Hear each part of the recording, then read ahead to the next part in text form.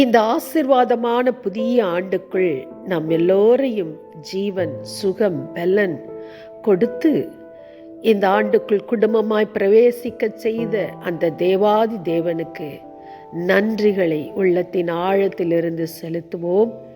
இந்த ஆண்டு தேவன் முதல் நாளில் எனக்காக என்ன வார்த்தையை கொடுத்து அனுப்ப போகிறார் என்று சொல்லி அவளோடு கவனித்து கொண்டிருக்கிற தேவ பிள்ளையே, கர்த்தர் சொல்லுகிறார், நான் அதற்கு சுற்றிலும் அக்கினி மதிலாய் இருந்து அதன் நடுவில் மகிமையாக இருப்பேன். ஒரு நாளானது ஒரு இரவும் ஒரு பகலுமாக மாறி மாறி அது கடந்து போகிறதை போல நம் வாழ்க்கையிலும் கூட பகலான நேரங்களும் இரவான நேரங்களும் மாறி மாறி வந்து கொண்டுதான் இருக்கிறது. ஆனால் தேவனுடைய வார்த்தை சொல்லுகிறது, பகலில் அவர் மேகத்தை போலவும் இரவில் அவர் அக்கினி ஸ்தம்பத்தை போலவும் இருந்து நம் குடும்பத்தை அவர் பாதுகாக்கிற ஒரு காவலாளியா இருக்கிறார் என்று சொல்லி இதை அப்படியே நம்பி ஏற்றுக்கொண்டால் இந்த ஆசீர்வாதங்கள் கட்டாயம் நம்மேல் வந்து பலிக்கும். தேவ ஜனமே, இந்த பொல்லாத உலகத்தில் கடலின் சீற்றங்கள், பயங்கரமான வெள்ளங்கள் ஒரு புறம், மற்றொரு புறம் நிலநடுக்கங்கள், பூமி அதிர்ச்சிகள், மற்றும் ஒரு புறம் கொள்ளை நோய்கள், விஷக்கிருமிகள், இவ்வாறு மாறி மாறி மானிட குலத்தை தாக்கி மனிதனுடைய இருதயமோ இனி என்ன சம்பவிக்குமோ என்று சொல்லி மிகவும் சோர்ந்து போய்கொண்டிருக்கிறதை நாம் எல்லோரும் அறிந்திருக்கிறோம். ஆனாலும் தேவ பிள்ளையே, தெய்வ பயத்தோடு உண்மையும் உத்தமமாய் வாழ்ந்து கொண்டிருக்கிற உங்களை பார்த்துதான் கர்த்தர் சொல்லுகிறார், நான் உங்களை சுற்றிலும் அக்கினி மதிலாயிருந்து உங்களை காவல் காப்பேன். ஒரு முறை சென்னை பட்டணத்தில் தெய்வ பயத்தோடு வாழ்ந்து கொண்டிருந்த ஒரு வீட்டுக்கு ஒரு தாயானவள் வந்தாள்.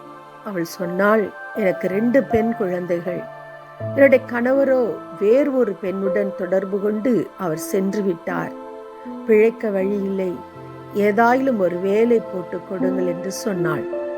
அந்த வீட்டாரும் அவளை மிகவும் நேசித்து வேலை கொடுத்து நல்ல சம்பளம் கொடுக்கப்பட்டது. சில காலம் மிகவும் அமைதியாய் கடந்து போனது. ஒரு நாள் அவள் சொன்னாள், மைசூரில் இருக்கும் தன் 2 பெண் குழந்தைகளையும் போய் பார்த்துவிட்டு தான் வந்து விடுவதாக அந்த வீட்டாரிடம் உத்தரவு வாங்கி கொண்டு போனாள். ஆனால் போனவள் சிறிது நாட்களில் வருவேன் என்று சொல்லிவிட்டு போனவள் வரவே இல்லை. பல நாள் கழிந்த பிறகு தலையில் ஒரு கட்டோடு வந்திருந்தாள். அவள் சொன்ன காரியம் அந்த வீட்டாரை மிகவும் அதிர்ச்சிக்குள்ளாக்கியது. அவள் சொன்னாள், நான் தங்கியிருந்த அந்த மைசூர் பட்டணத்தில் ஒரு இரவு ஒரு அறைக்குள்ளாக ஒரு பொல்லாத வல்லமை வந்து என்னை அலைக்கழித்தது. அது சொன்னது, நானும் நீயும் ஒன்றாய் இருக்கும்படி உனக்காக ஏவல் செய்து தானே நான் அனுப்பப்பட்டேன். நீ மாத்திரம் அந்த சென்னை பட்டணத்தில் இருக்கிற வீட்டுக்குள் போகிறாய் வருகிறாய். ஆனால் என்னாலோ அந்த வீட்டுக்குள் நுழையவே முடியவில்லை. அந்த வீட்டை சுற்றிலும் ஒரு நெருப்பு எரிந்து கொண்டே இருக்கிறது.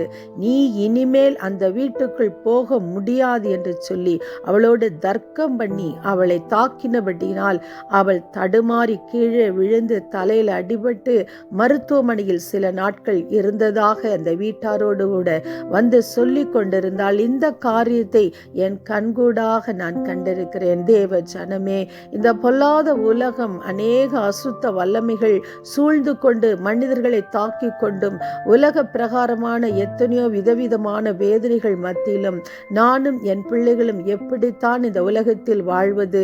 எங்கு பார்த்தாலும் அக்கிரமம், எங்கு பார்த்தாலும் நிம்மதி இல்லை, எங்கு பார்த்தாலும் வறண்டு போன அன்பற்ற உலகம் என்று சொல்லிக்கொண்டு வேதனையோடு இருக்கிறீர்களோ?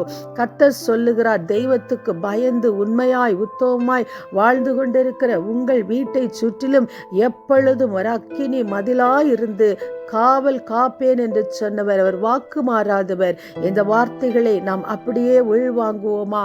அது மட்டுமல்ல, இந்த பொல்லாத உலகத்தில் அநேகர் உங்களை சுற்றிலும் பதறிக்கொண்டே இருக்கிறதை நீங்கள் காண்கிறீர்கள். நீங்கள் சொல்ல போகிறீர்கள், மனம் பதறாதே, தடன்கொள், பயப்படாதே, உன் தேவன் உன் நீதியை சரிகட்டவும் உன் தேவன் உனக்கு பதிலளிக்கும் வந்து கொண்டிருக்கிறார் என்று சொல்லி நீங்கள் அவர்களையும் தேற்ற போகிறீர்கள்.